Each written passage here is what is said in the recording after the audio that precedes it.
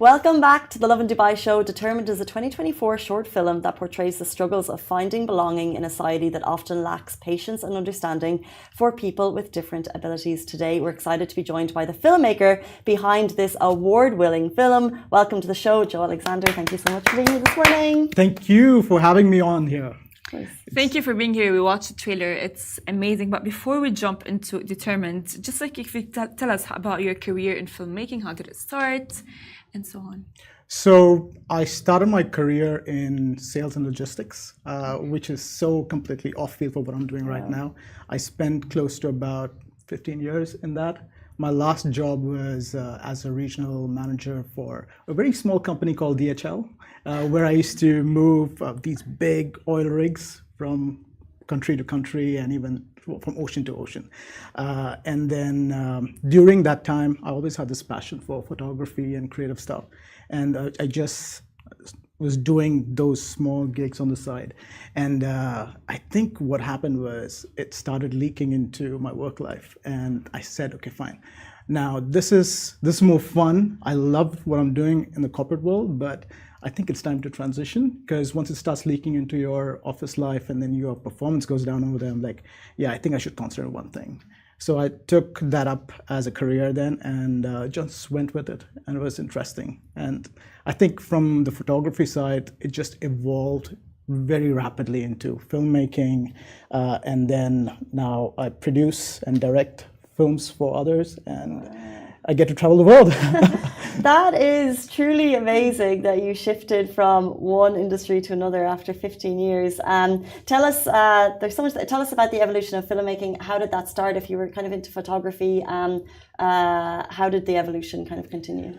So I was in photography, and suddenly I was on a job, and somebody said, "Hey, can you pick up this camera and hit record and just make sure it's in frame, everything in frame?"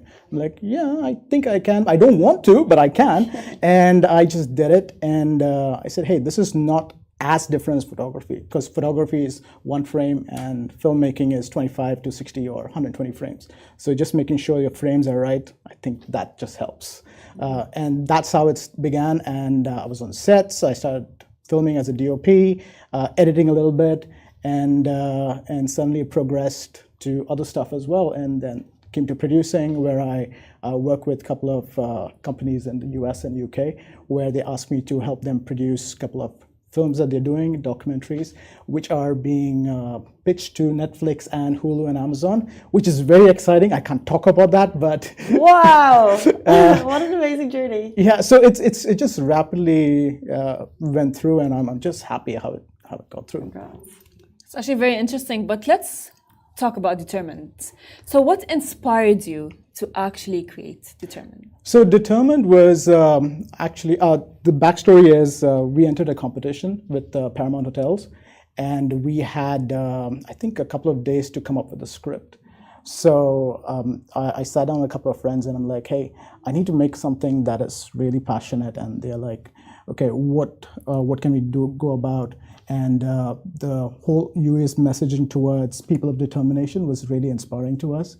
And because I work a lot with corporate sector and we do a lot of DEI, which is diversity, equity, and inclusion, I think that messaging was perfect for this. So we came up with a script, and I gave Rose, who is one of our writers, she full access, like, okay, go crazy, let's see what you guys come up with.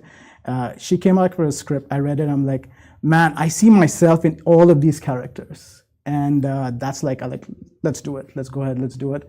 And we did this. And the whole hope was that we do it in a way that it's not for winning an award, just to get the whole message of inclusion and how people of diversity are being treated around the world. And I think that came across very well. So tell us about the script without giving too much away. Tell us about the script, and then also how do you relate to each character? Okay, so the script was mainly about Victor, this guy, and he's a neurodivergent. He's got ADHD and Misophonia. And these are, so misophonia is basically, you get shocked when you hear certain sounds, certain noises, And so it was a very interesting concept, and we want to just portray that message further. So Victor is a main character, and because it's his first day at this prominent hotel and he's just going through life, it is about following him and how people treat him because he's different, and just going through the whole motion of the day. And in that journey, he finds hope. Not only does he find hope, he gives hope by the end of it. And technically, it was classified as a musical by Paramount, and we didn't want it to be that because there's a 1-minute song inside, and it comes out very well. And how do you relate to the characters? So I have ADHD, and I think most creative people have ADHD for some reason and are neurodivergent, and I'm on borderline spectrum of that. I can't remember things sometimes, so I have to write things down a lot, especially when I'm in meetings and I'm speaking to people, just to be on point, like right now. So it helped me on that. The other character is, we have a girl in it who's played by Aisha. Her character name is Andy, and she is kind of paraplegic. She's on crutches and on a wheelchair. And we have Darsh, who is the supervisor for Victor, and we have Andy's father, who is Xander. So each of the characters plays a different role. So Victor is neurodivergent. Darsh is this everyday, normal kind of character, and who just tries to be himself, but at the same time, sometimes comes across rude in the way he's interacting with Victor. And then he's like, okay, I need to check what I'm doing right now and just relax and just be nice with Victor as well. So it's like a normal everyday character. And then you've got Xander, who is this overprotective dad, and he loves his daughter, and that overprotective love turns out a little bit crazy sometimes. You know how you can be with children. And so it's the messaging of these 4 characters. So I find myself in each of them because I'm a father as well. I know I can be very overprotective of my kids, but sometimes you just have to let them go so that they can grow. Nice. Well, the focus of the movie is all about sensory issues. Yes. And of course, and having, like the topics like ADHD, misophonia, and all of these things, like I would say translated to the viewers is not that easy. So how are you able to translate that and maybe relate to the viewers? So as a filmmaker, I love using sounds and how they come off across in scenes. And I think as a tip to any filmmaker out there, it's great practice when you actually start doing that.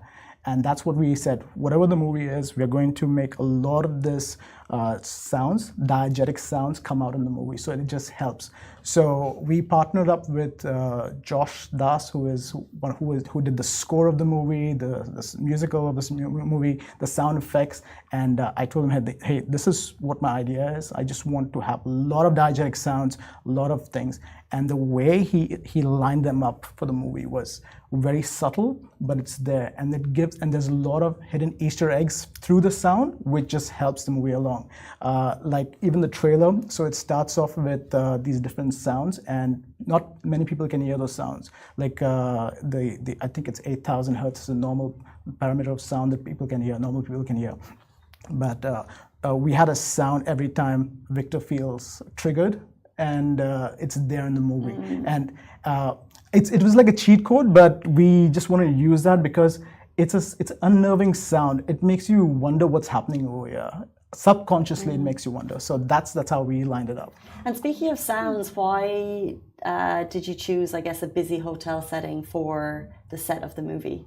So the rule was you shoot in a day, and you shoot only on location, and only with certain specific things around. So it was challenging, but we did it within 24 hours. Amazing. Well, why do you think it's very important to make the protagonist, a bellhop? It just fit with the character, because you wouldn't think of a bellhop as the hero of a film, per se, or to convey a message. We could have done with any other characters, but we wanted to make sure that there was hope in that, because the whole DEI message, diversity, equity, inclusion message of workplaces, just help people with these kind of aspects. UAE is very, very tolerant with people of determination. That's the messaging that's there. It's been out there for a long time, and that's something that we support. And I think a lot of companies also are coming towards it. Not as many as should, but it's opening up. And the hope with the film was that a lot more of these companies start including people of diversity and even ADHD or whatever it is. Because as soon as you reveal to a company that, hey, I have these issues, the problem is that they're like, oh, this guy might not be the person that we're looking for. Let's go on and look for somebody else. But the flip side of it is you could say that people with diversity or all these issues have superpowers. Like for me, I would be, because I keep forgetting, I have to write down things, and it helps me just remember things as well. And they're very good with numbers, very good with creative skills, and it just comes out. Love that, superpowers. We weren't aware that you shot this in a day, which of course I'm sure presented some challenges. So talk to us a bit about the challenges that you faced throughout the entire process. Kind of what was the biggest challenge? The biggest challenge, I don't think there were challenges. It was just planning our times properly, just so that we get our shots. More than that, because I'm in this industry and I've been making films for the last crazy amount of years, we planned it out very well. There were two directors. One was me, one was Rose as well, who was also a writer, and so she took care of all the actors. I took care of the technical side, and it just was smooth to just work through. Yeah, there were some challenges. Like any production is, there's always challenges. But I don't think there was a massive challenge. It was just making sure that we are on time for everything else. Getting it done. Well, as you mentioned, the UAE is all about inclusivity, which honestly is amazing. But how did the UAE's focus on people of determination, I would say, influence the film? It was just something that we just went through the motion of what works best. Rose has a niece who's also a person of determination, and it just helped. It just helped the story because it's something personal to everybody. The thing about making short films is it's a passion project, right? And if we are not able, if we just wanted to do it for a prize, we could have just made anything that's award-winning. And because the hope was not making award-winning, it was to deliver a message of hope, a message that people can relate with, even though they're not people of determination. That was our complete hope in it, and I think that came up very well. So people of determination might be a saying for some people, but for us it was like, yeah, this is very personal. This is really personal. This is me, technically. Well, a massive congratulations to everyone involved, because you took home 3 awards with Paramount's Recreate Drama, Best Actor, Best Cinematography and Best Director. But you teased something at the beginning of this interview that you've also got other projects that are kind of going towards Hulu and Netflix. Tease a bit more. How amazing. And are they shot here? Shot internationally? Internationally. So like I said, I work with these companies, and what I do as a line producer is I go to different countries and produce these films and documentaries with them. Really interesting projects, but because of the NDAs and stuff, I can't. Let's just do like if we're talking movies, so we can do like, so is it like documentary, movie, or series? No series, but yes to both of the other first two. Documentary and movie. Yes. Short movie or long movie? Long movies. Cool. So it's multiple projects over multiple countries and still ongoing. So lots of short documentaries. I think we're covering about 5, 6 very pretty important people, and the movie, which is very interesting, which is already on pitch, and so. It's interesting. That's all I can say about it. I'm so sorry. Well, what genre? It's mystery. Oh, so exciting. Massive congratulations to you. We always say on the show that it's an opportunity to meet people in Dubai who've done incredible things. 15 years working in the, what would we say DHL is? Supply chain and logistics. And then following your dream, and now film director. So amazing. And congratulations to everyone on the set of Determined. How can we watch it? Now we are, because it's going towards the film festival route, we're not allowed to put it on YouTube or anything else. That's the first place I want to put it up. But what we're doing is we're trying to screen it. We are looking, so as a filmmaker in Dubai, screening films is one of the most hardest things. Like the cheapest place that we could find was very much out of the budget, and we only wanted to be a screening for our crew and very close people. It was very out of budget, so we did partner up with a couple of places that are allowing us to do it. We are in talks with somebody.